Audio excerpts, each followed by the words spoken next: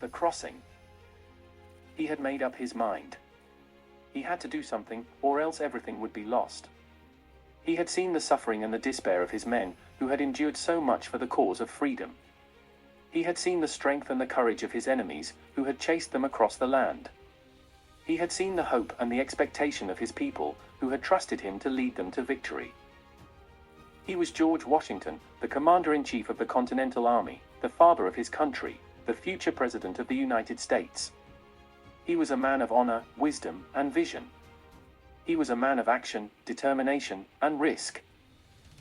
He had decided to cross the Delaware River and attack the Hessian forces at Trenton, New Jersey.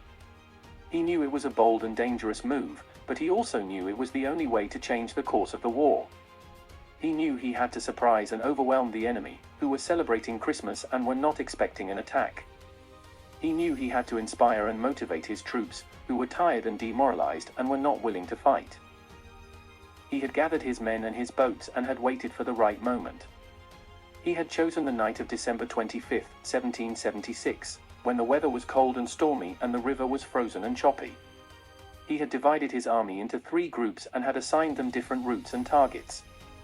He had led the main group himself, with about 2,400 men and 18 cannons. He had boarded his boat and had given the order to start the crossing.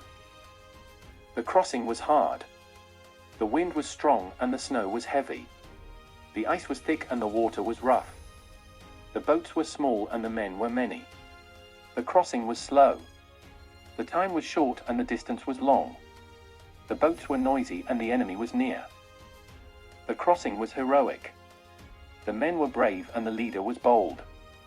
The mission was clear and the goal was noble. The crossing was successful. The river was crossed and the enemy was reached.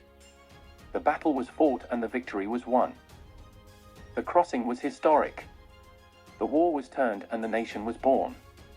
The leader was praised and the people were inspired. The crossing was immortalized. The painting was made and the story was told. The crossing was legendary.